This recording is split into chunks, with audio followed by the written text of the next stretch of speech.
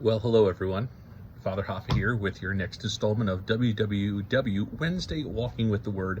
Except for today, I'm not going to walk. I'm going to sit. Why? Because, well, as you can see, on vacation down at the Ocean City, Maryland, and taking some time to relax, be with friends, and just be able to reflect and be at peace. So I did want to, however, take some time to reflect on the Word today because we have a powerful gospel and we also have a powerful saint, and we got some things going on in the world and in the church that is, I think, important to talk about.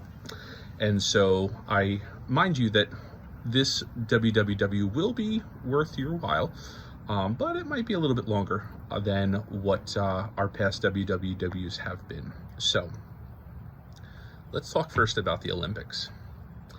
You know, there's been a lot of banter back and forth on social media. I can say that, number one, and again, this is Father Hoffa speaking, I always look to speak the truth of the church, and yet we're all capable of having our opinions at the same time. So we're going to speak the truth, but also I'm going to allow you to, I'm going to allow myself to share some opinion. I love the Olympics. I think the Olympics are a really great opportunity to showcase not only the talents of American athletes, but athletes all throughout the world. I think that there are many telling stories about perseverance, about sacrifice, true Christian values and messages that can come through the Olympics. And one of the unfortunate things is that what happened at the opening ceremonies, I don't think really caught the values of the Olympics.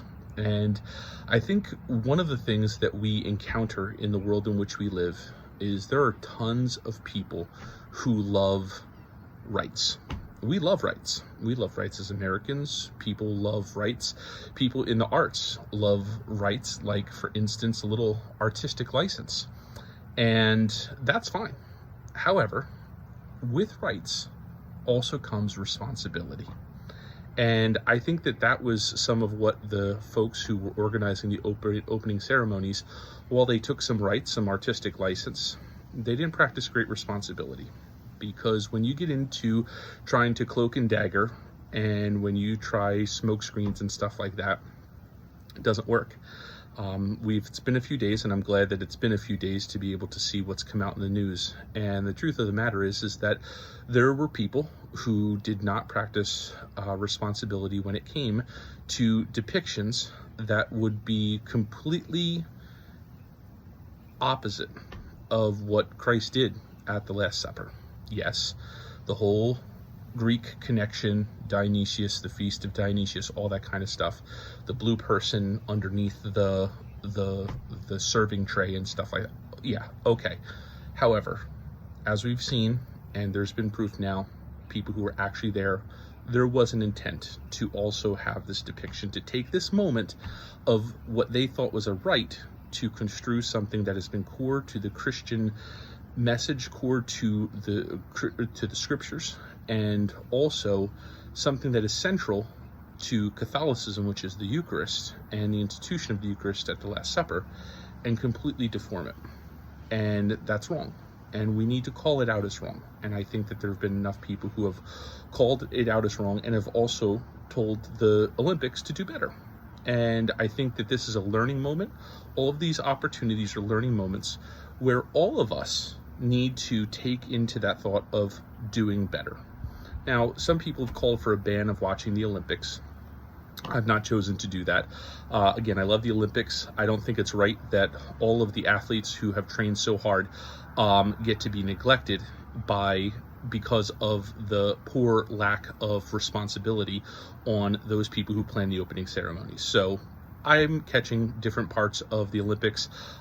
It's been great to see all the medals won, especially local connections, especially as it's coming up in the next days for Gabe Castano, who went to Allentown Central Catholic. But it's been great to see the local connections of people who have been doing so well, and go USA. But one of the things that it brought to mind, especially in connection to the scriptures and the saints, the saint that we celebrate today, is what I've always referred to in all of my years of being involved in athletics as the jersey mentality. I was never a fan of it. People who go and join a team just so they can have the jersey. The reason why we join the team is because we want to achieve the goal of the team, which is to win.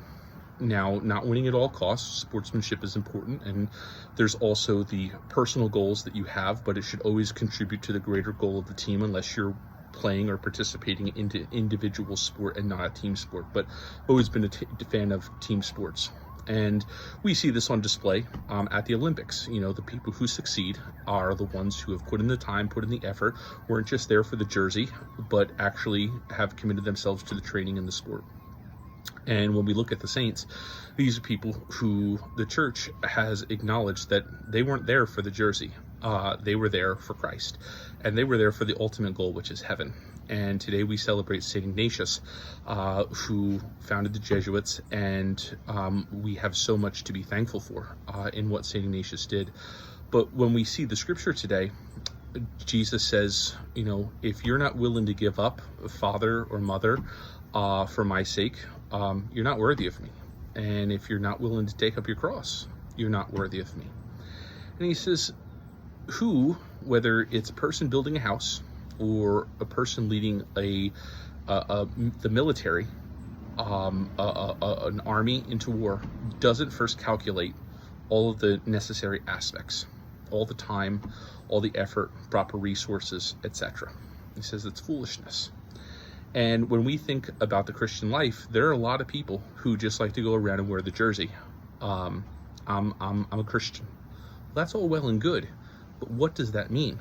Because there's plenty of people who like to do a little eisegesis with the scriptures, and that's been seen especially over these past days. I think if there's one thing that really fumes me, is people who just want to say, well, Jesus was all about peace and love. No, hold on a second. Let's put that in proper context. Jesus was about love, loving your neighbor. But what is the greatest form of love? Sacrifice.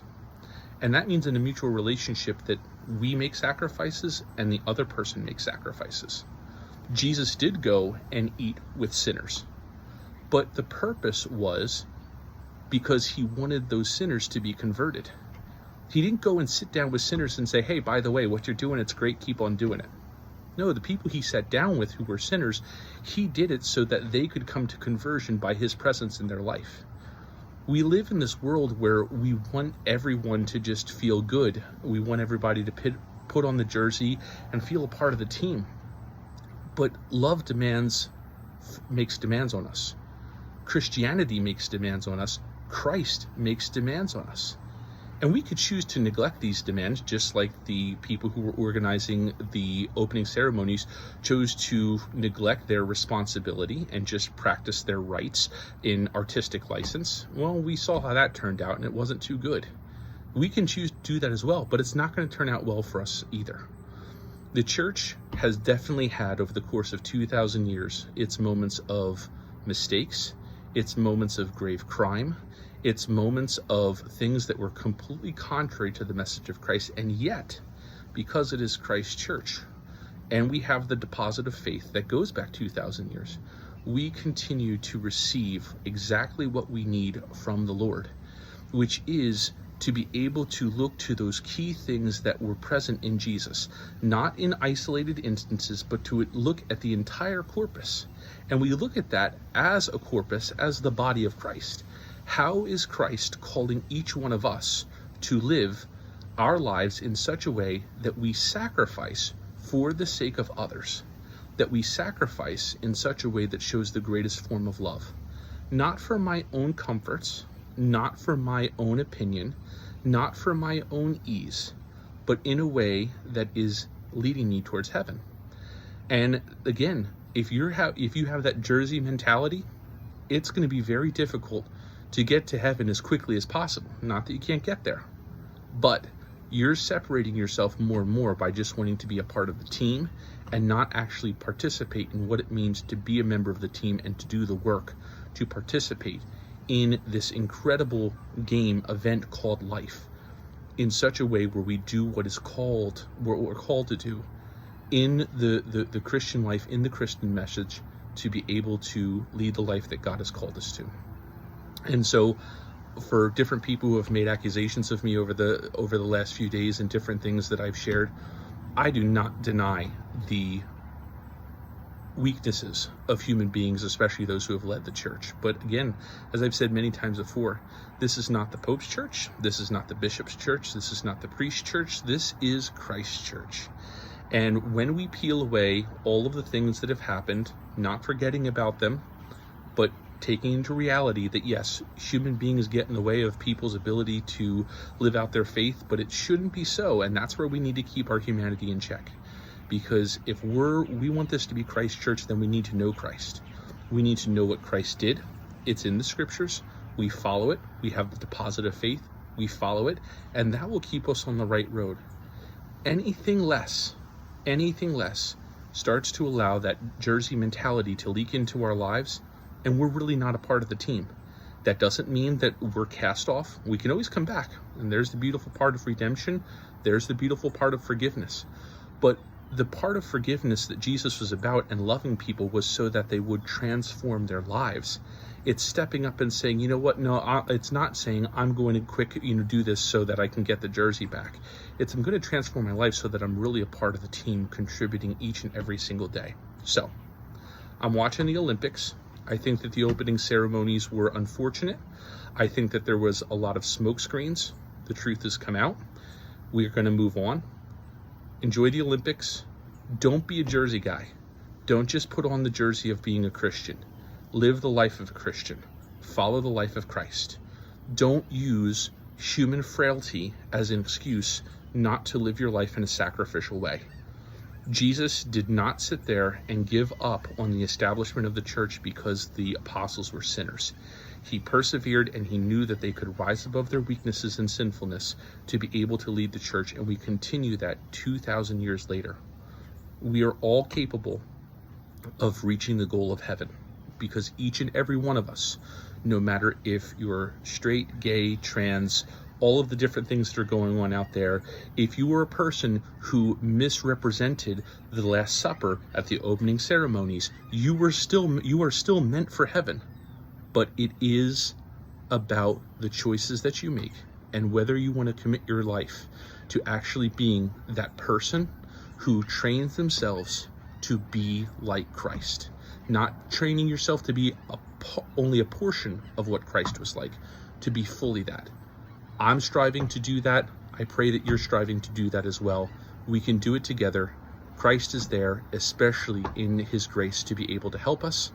There are amazing people like my buddy Father Joe Fitzgerald, who was an Olympian himself from the Diocese of Rockville Centered back in '96, U.S. handball team, who's over there celebrating Mass in the Olympic Village for the athletes. That's the kind of stuff that we do to be able to help those athletes to be able to be their best. That's what the church does to be able to help us live the Christian life.